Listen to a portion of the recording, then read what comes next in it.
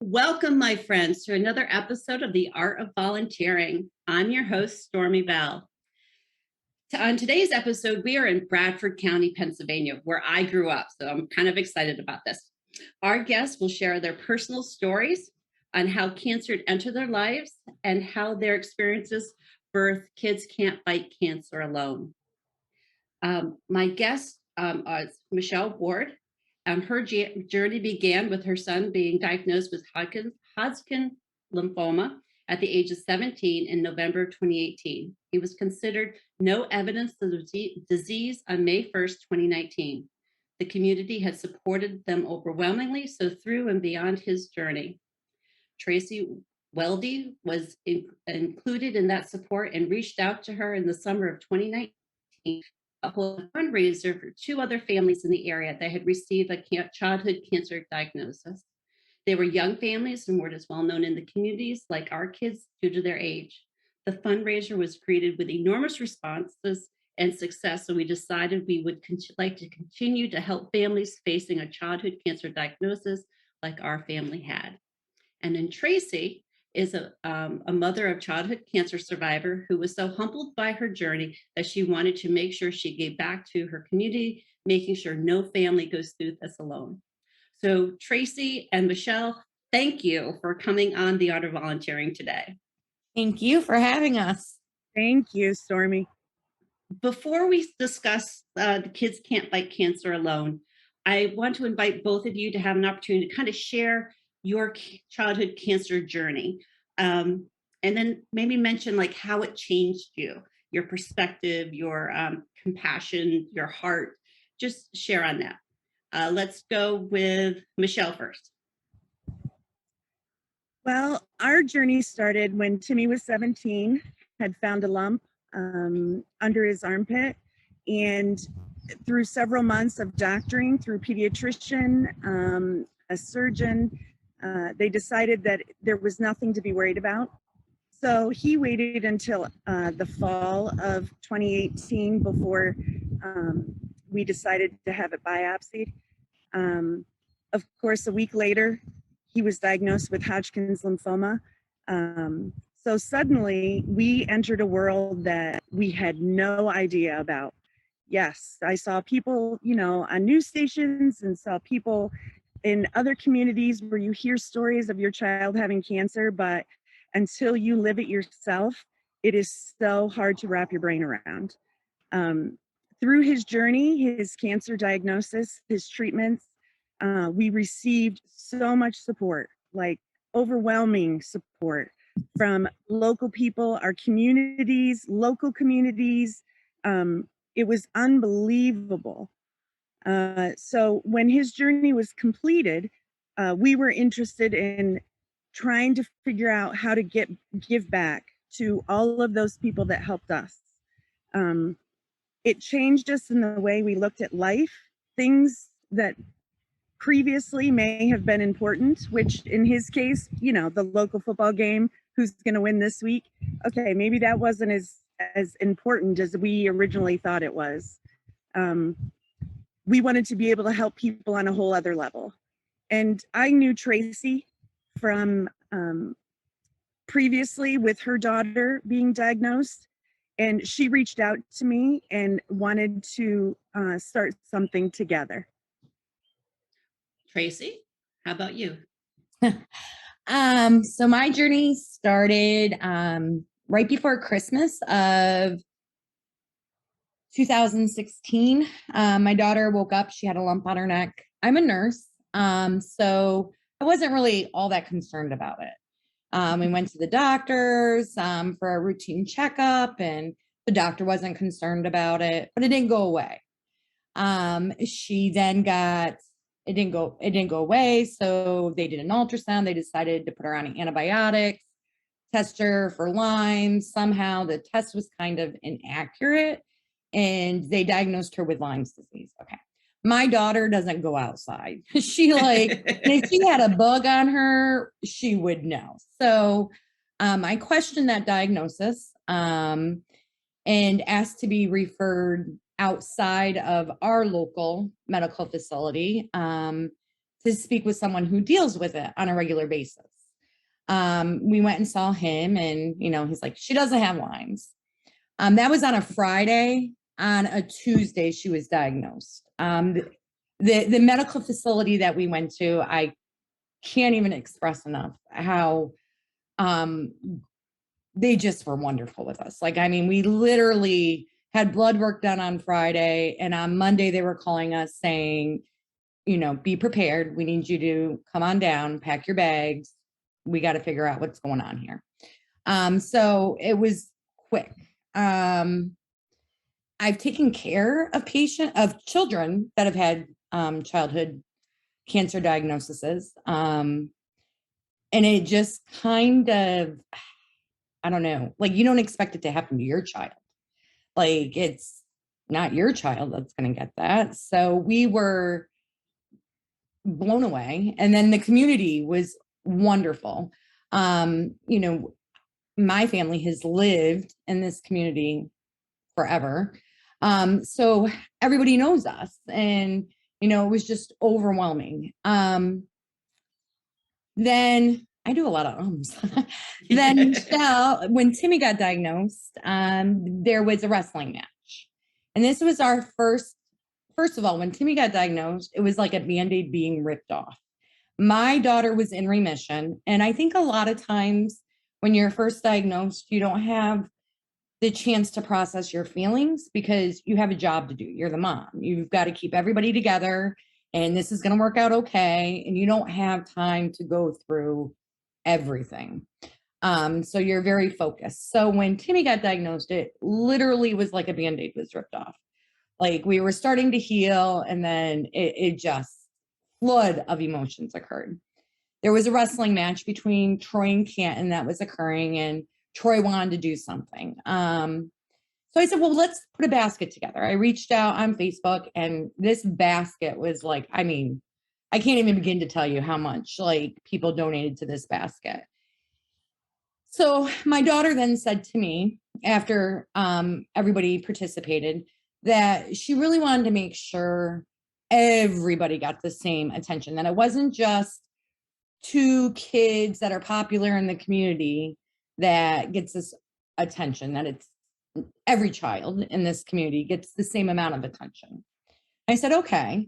And then there was a couple other things that occurred along the way that I reached out and the community helped us. And then came the gold out game. And, Timmy was out of chemo, and I called Michelle up and said, hey, I have this idea. What do you think? She's like, I think it's a great idea. We presented it to the school districts that were involved, and the rest is kind of history. Yes. Yeah. The rest is kind of history. Wow. Having grown up in Bradford County, I know firsthand about how the community can rally around a family. Been to several dinners in benefit of whoever it is. Yeah. We come out in force. Yes, we do. We definitely take care of our people. Yeah, for sure. So everyone in your organizations volunteer, correct? Yes. Okay. How do they volunteer? Just share a little bit about that. Do you want to go, Michelle, first? Sure. First off, we actually have an official board, which they as well are all volunteers. Obviously, we have a president, a vice president, a treasurer. We have started some subcommittees that different people are involved with, as far as so that we have the extra support when we are starting a fundraiser or doing a fundraiser that they can be in charge of. All of our board members are volunteers to start with. Each one kind of has placed themselves in a specific role, just basically wherever they feel comfortable. If they're not comfortable going out into the community and going face to face with local business members to, even just let them know that we're having a fundraiser coming up and we would like their help, that's fine. They have other behind the scene items that they do.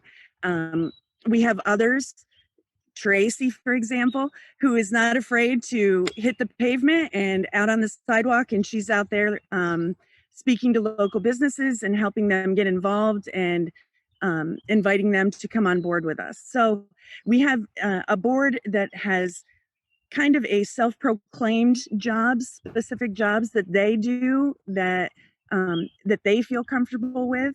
And then we have volunteers, depending on the type of fundraiser we are being involved with or hosting. Back this winter, we had a poker tournament.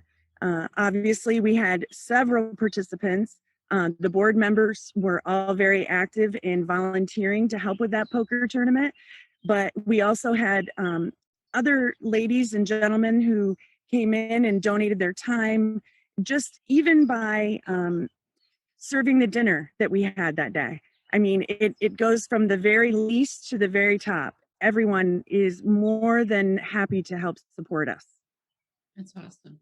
But how many people is that? On, I guess on the board, and then when you have special events, how does that increase for the number of volunteers? Our board members, we currently have 5. Let me count because I got to make sure. It's 5, right, Tracey? Yes. Yeah. No. 6. We have 6. 6. Because we're missing one. We have an open board position. Oh. Correct. So we have 6 board members that are active participants and volunteer all of their time. Depending on the event is when we decide how many volunteers we need, how large the event's going to be, if it's going to be indoors, outdoors. Are we serving dinner? Is a local facility like a restaurant, a golf course, are they involved? But every single person that is involved, depending on the size of our fundraiser, is a volunteer. Okay, very cool. So you became a 501(c)(3), what, 2019? We filed. We actually filed the paperwork in December of 2019. Okay. Yes. So since you filed the paperwork, how many families have you helped? Well, so we had, it's kind of funny because when we did the Gold Out game, we opened up the Gold Out game for any child who had gone through childhood cancer and was a survivor to let us know, and we would, recognize them at the game. So we have those families that came into our organization even before our organization was formed. Okay. Since we've actually been a 501(c), we have 4 families that have been diagnosed since then. Okay. But we had a couple families that still were going through treatment that we were still supporting, are supporting still. Okay. Correct. Very good. My first guest, if you that I had on the Art of Volunteering was Sammy Gray, and she is a childhood cancer survivor, and she lives out in like the Wyoming, Idaho area. And one of the organizations she volunteers with is Jason's Friends, and they raise financial assistance for families, but it's more restricted, that it's for the family coming and going to their treatments, like for gas, accommodations. Do you have restrictions on your assistance, or is it more broad? Our assistance, I would say, is more broad.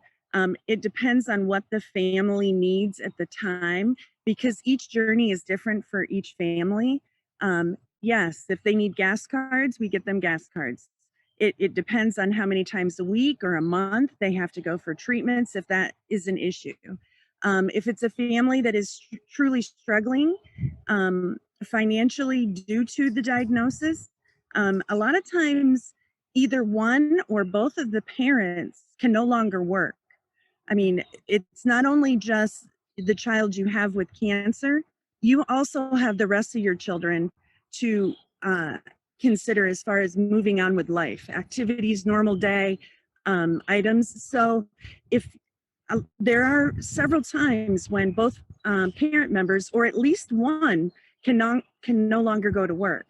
So when that becomes an issue financially for them to be able to sustain their housing or groceries or anything like that, we are more than happy to step in and get grocery cards, or we will pay their rent, or if they have medical bills that are not covered by their insurance, like due to copays, we will take care of those. So ours is not Not restricted. so restricted. It's broad. Yeah. Correct. Wow. Wow. Um, with that, everything you do is really fundraising. You don't do any programming, support groups, or do you? Well, we are starting to. Oh, okay. So Perfect. and it's not so much a support group as it is more of all of us being together as they're our family. So this past year, we invited everyone that's a part of our organization to go on this hayride. It's a place called Miller Mazes. They have mazes and hay rides, and it was a really fun evening, and it gives a chance for all the families to be together. You don't know what it's like to go through it unless you've been through it. And even though every journey is different and everybody's end outcome is different, the story is different, how it impacts them is different, we at least get the emotions. Like, we understand what they're feeling. Yeah. So we also had a roller skating party. We hope to build upon this a little bit more. When we had one child finish up chemotherapy recently, and we've got the fire trucks involved, and they paraded her home, the family home. We have another one coming up here in August that we're planning, that we're going to do the same thing. We have another little boy in October, same thing. We decorate their yard, and we make a big deal out of it, because it is a big deal finishing It up is. therapy Yeah. and ringing that bell. We lost. So our gold out game was for 2 kiddos. And the one little girl who it was for actually passed away. So she passed away March 14th, 2020. So the shutdown was March 15th, 2020. So there was a lot of issues there. But one thing that we have done since then, every August around her birthday, we hold a blood drive in her memory. We take in donations for the Ronald McDonald House as well, because they lived a lot out of Ronald McDonald houses. She was sent all over the place, trying to find a cure, a miracle, and so they spent a lot of time in those houses. So we know how important the Ronald McDonald House is to our kids, and not just our kids, but any family that needs to use the Ronald McDonald House. To be able to have lodging is extremely important. So we do the blood drive, and actually last year in October, you'll know, like the Canton Troy football game, big rivalry game, we decided the Ronald McDonald House collects aluminum tabs. They turn that in for money. They use that money for their daily operations. Well, we have a competition now that's ongoing, and it has really taken off. It's called the Tab War. And the schools collect these tabs, and whatever school collects the most pounds wins. I think, what was it, Michelle? 1,300 pounds of tabs that was collected last year. Yes. Like, crazy amount of tabs. And this year is going to be even better, because people are like, all the surrounding communities. I have tab collections in Towanda and Wysox. And as of right now, the day after the results from the tab war, the moment the tabs were weighed, everyone was back on board. They were already reporting to us the very next day, oh my gosh, we already started saving our tabs for next year. Everyone was just so excited about these tabs. And it's amazing, because they cost nothing to anybody.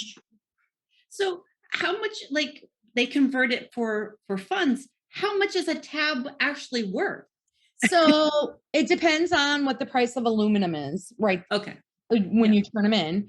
I do know a rough estimate of the tabs that we took down last year, I figured out was like $756.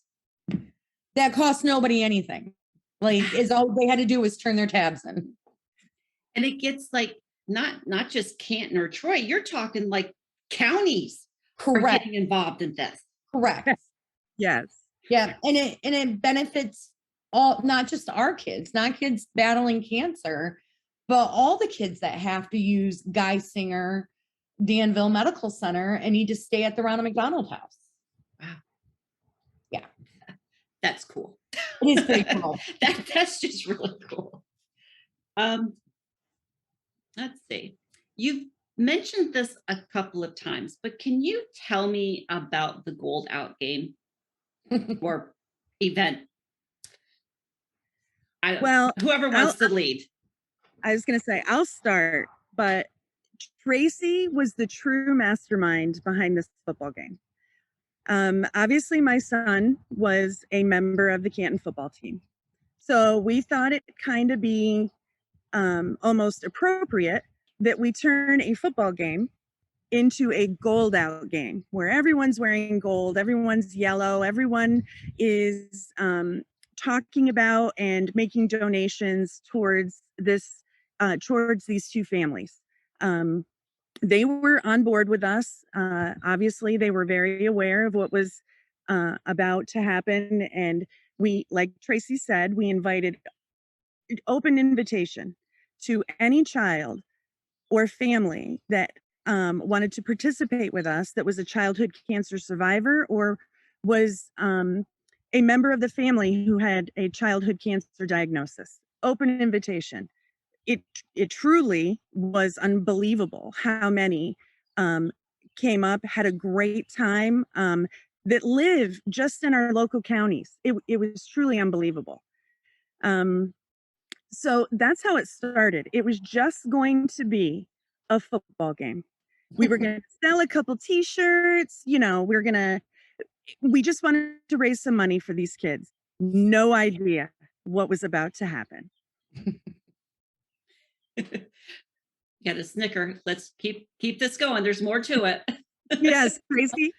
Well, I think I'm a little weird. I wake up with ideas sometimes. My board, I get like really, really early. She wakes up with ideas, and when those ideas pop into her head, she immediately sends them to us board members in a message. I am not a morning girl. Never have been. Never will be. And my phone, and I'm talking early. Ding, ding. My husband is laying in bed next to me going, "Oh, is that Tracey again?" Yep, it's Tracey.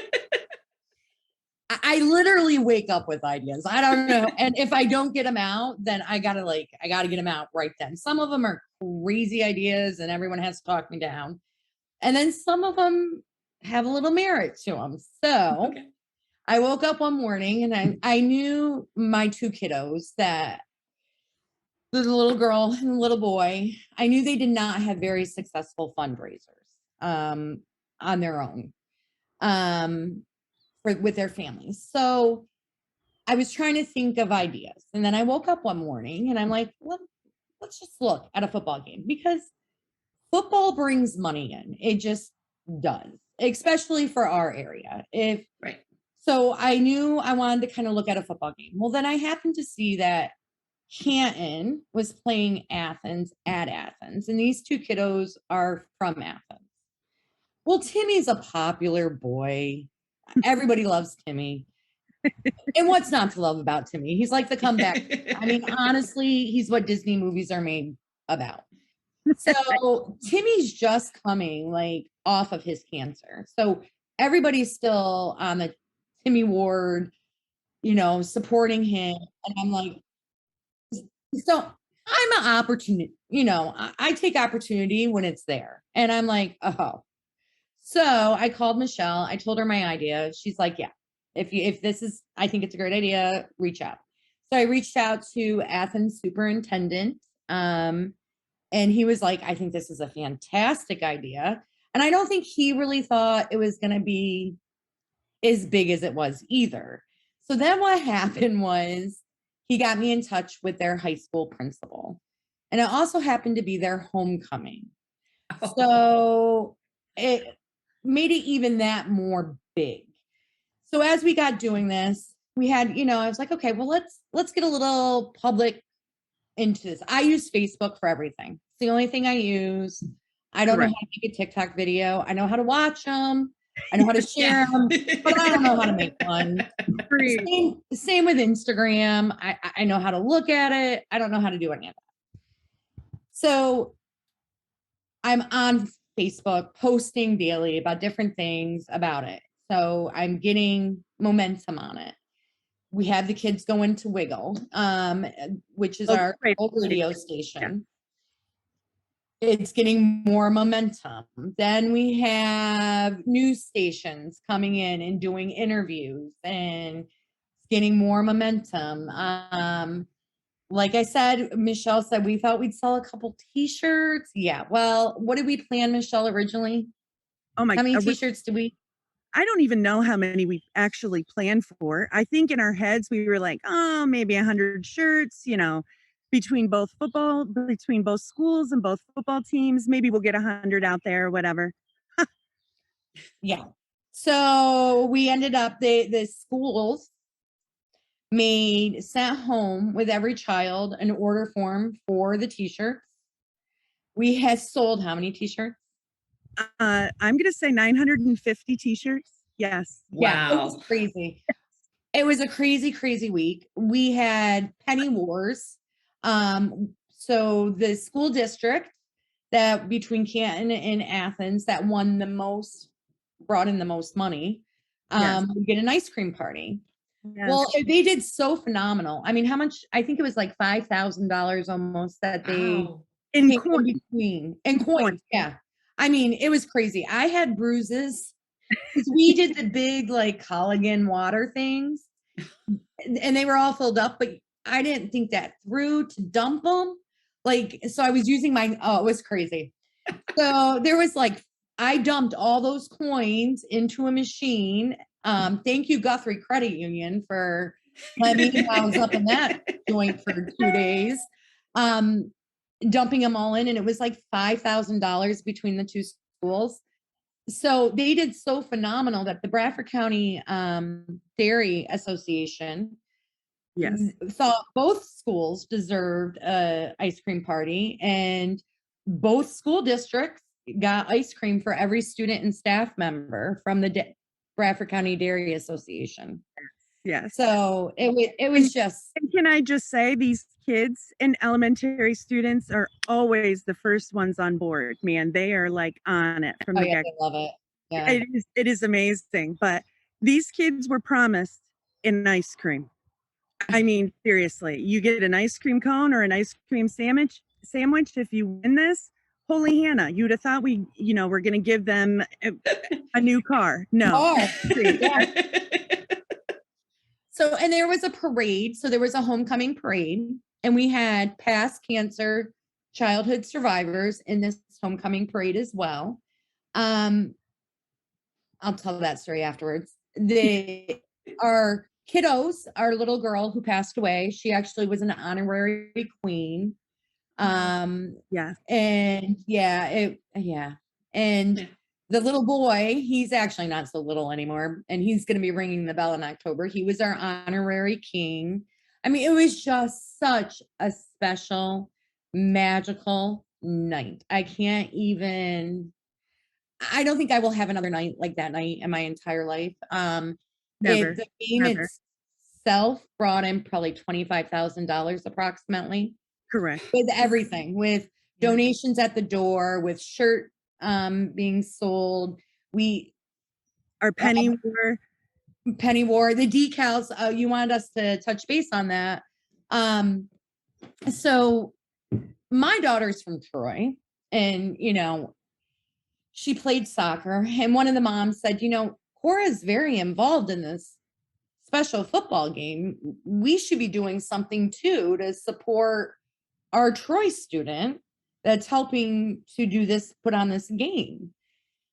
How about our football players put decals on their helmets? So it started with Troy. They were purchasing decals for their helmets to wear the night of this football game. They were actually playing Towanda.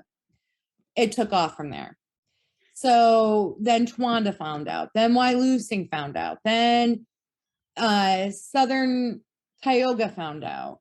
Northern Tioga found out. They were all calling us wanting to wear these decals on their helmets the night of this football game to show their support for their peers who have battled or will battle, and that they were there for them.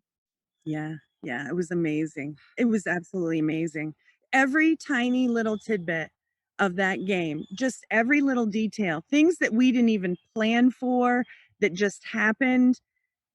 Every single detail of that evening was absolutely amazing. And if you didn't walk out of that high school football game feeling something, there was something wrong, because it was truly mind-blowing. It was mind-blowing. Yeah. It was something to be seen. Correct. Wow, I almost don't want to ask any more questions. You just blew me away with all that. It was an That's amazing night. amazing. Yeah, it was amazing. We had a balloon release at halftime, where people could purchase balloons and go out onto the football field and release them with their families, or it was unbelievable. So, and I said I was going to follow up with something. So there's no way that you can go through childhood cancer and not have a little PTSD. I mean, it's a traumatic event. And, one of the first things the doctors said to us when my daughter was considered no evidence of disease was get everyone in the family into some counseling. I'm like, well, we're fine, but whatever. But I'm, had my daughter seeing a counselor. She's a very popular counselor in our area and does well with kids. After this Gold Out game, she said to me, and one of our participants, now she's not going to tell me who the participant is, but one of our childhood cancer survivors who participated in this parade, this counselor stressed to me how important and how healing this game was for her patient. Wow. So I was able to piece together who it was later, but I do know, like, the family has expressed to me, like, how much she needed that recognition of what she went through. Amazing. So, yeah, it just kept going. Like, the positives of the game just kept going. They did. Now, is this something you would do again, or do you think this was just organic and it was just like a one time and can't be replicated? I don't think that game can ever be replicated. Athens has approached us to do another game this year. So that was in 2019. We had COVID. We can go to football games, and we could go to football games, but we still weren't. So this year it looks like, things are going to be normal, I hope. Those exact moments and that game, I don't feel like will ever be replicated. I mean, we can do things based on that game, but I think Tracey and I both know that game, those moments will never be the same. We can't do that over. We love all the support. We love that people are coming to us asking if they can do something like a Gold Out game to raise funds or help families in the area. But that game will never happen again. It's magical. It was magical. All the pieces came together, and it was needed. It was needed in the community, and it just will never work that way again. Amazing. So, and we're okay with that. We know that, and we don't want to replace it because that's our special magical moment too.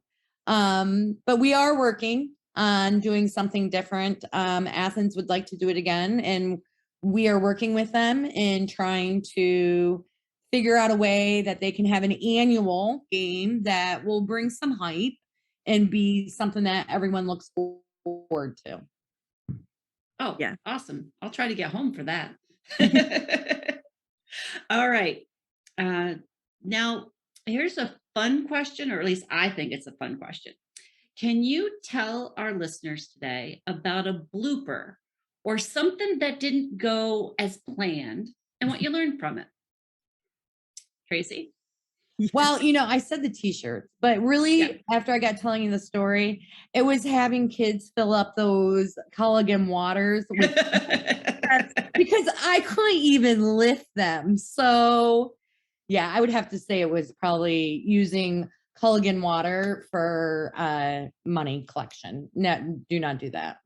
We have now downscaled, not using those big water jugs anymore. We'll use plastic containers that are much smaller and easier to haul around, and we'll gladly sit more out. You can fill them all up, but it's much We're not going to get bruises again. No, we're not doing that. Tracey was covered in bruises. Not doing that again. Okay. Now we're at the point in the interview where I give you the floor. So you can just love on Kids Can't Fight Cancer Alone and tell our friends why they should get involved. Who wants to go first? Tracey, go ahead. For me, I love our families and I love our kids. And the most important thing I think with our nonprofit is others being involved helps me to help them. So the more that other people get involved and participate in our nonprofit gives me the ability to help them more. I do not want families worrying about how they're going to pay their bills, if their job's going to be okay. They are worried about keeping their child alive. Like that's the most important thing. And I don't want them thinking about anything else. I want them to know that we're here for them and that we're going to support them and they don't need to worry about anything else.